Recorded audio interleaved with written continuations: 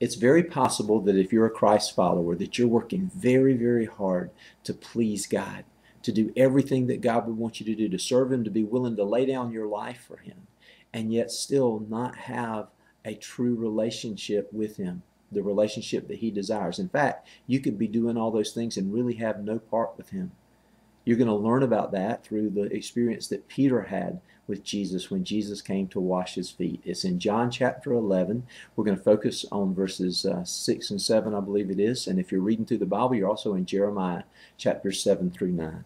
Let's pray together and we'll get started. Lord, thank you for teaching us, especially those of us who really desire to please you and feel like we want to work real hard to show you our love.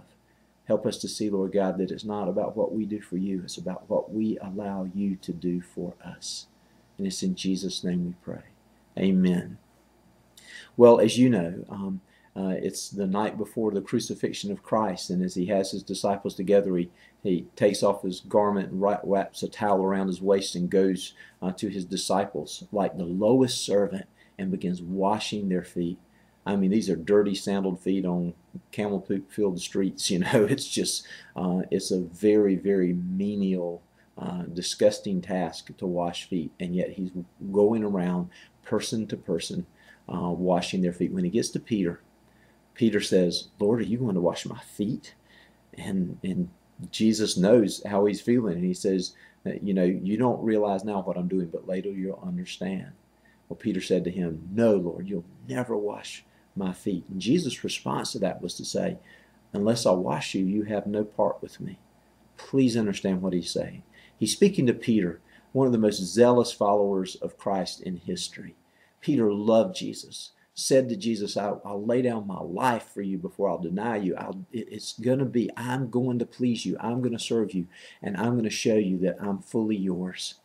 Well, Jesus knew it. He already knew that Peter would actually deny him. He knew that Peter would be unable to make that relationship with Jesus right.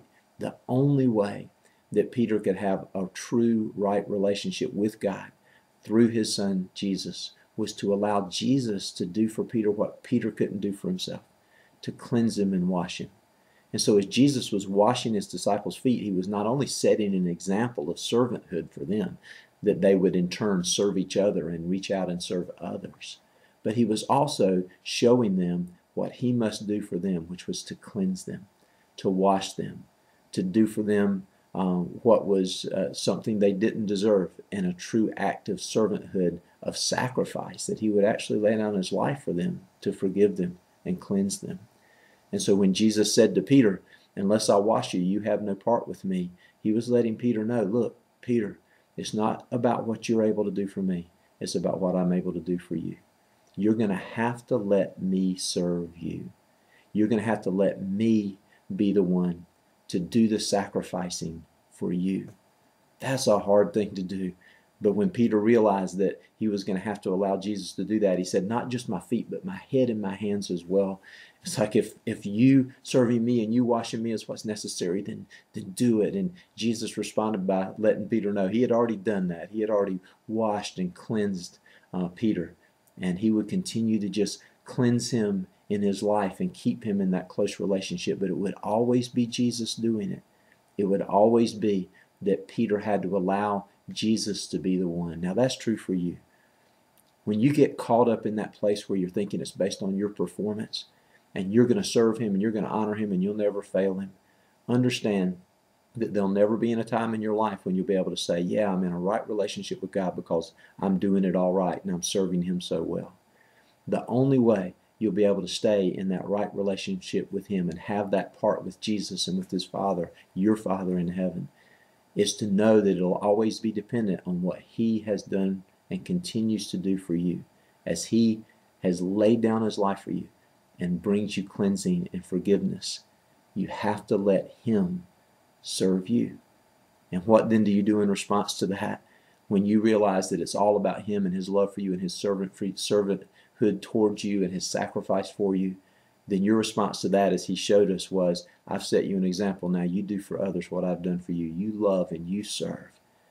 He says in verse 34 and 35, a new command I give you, love one another. As I have loved you, so you must love one another. Lord God, I just want to pray for all of us who work so hard and want to please you so much and begin to get deceived into thinking that that's the basis of our relationship is our service and our work. Lord God, thank you for reminding us that it's us allowing you to serve us, that it's what you've done, it's what you continue to do as you show us your grace and your love and as you've given that sacrifice and you serve us. Lord God, help that to always keep us humbled as it kept Peter humbled.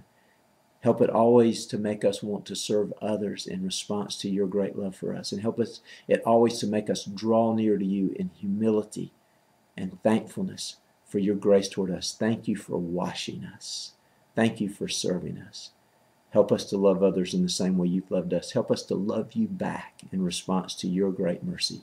In Jesus' name we pray. Amen. Well, God bless you, and I'll look forward to being with you tomorrow.